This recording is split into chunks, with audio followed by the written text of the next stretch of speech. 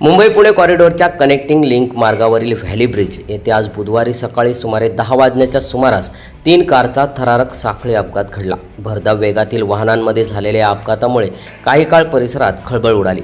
सुदैवाने या दुर्घटनेत कोणतीही जीवितहानी अथवा दुखापत झाली नसून तिन्ही वाहनांचे मोठ्या प्रमाणात नुकसान झाले आहे। मिळालेल्या माहितीनुसार व्हॅली ब्रिज परिसरात पोहोचल्यावर फॉर्च्युनर कार अचानक तिसऱ्या लेनमध्ये थांबली।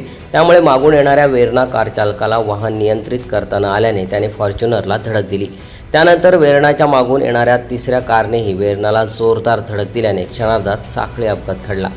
या अपघातानंतर काही काळ महामार्गावरील वाहतुकीचा वेग मंदावला होता। घटनेची माहिती मिळताच महामार्ग वाहतूक पोलीस, बोरघाट विभागाचे अधिकारी आणि कर्मचारी तसेच संबंधित यंत्रणांचे पथक तातडीने घटनास्थळी दाखल झाले।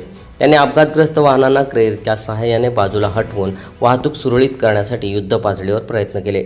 यंत्रणांच्या तत्परतेमुळे वाहतूक लवकरच पूर्ववत झाली। मात्र भरधाव वाहनांच्या हालचाली सुरू असलेल्या महामार्गावर अचानक वाहन थांबवणे किती धोकादायक ठरू शकते याची पुन्हा एकदा प्रचिती या घटनेतून आली आहे।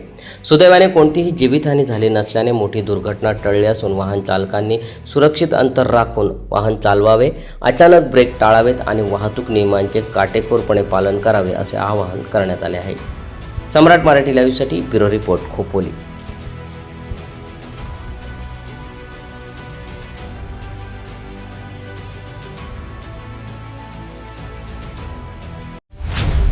तुम्ही पाहत आहात सम्राट मराठी लाईव्ह।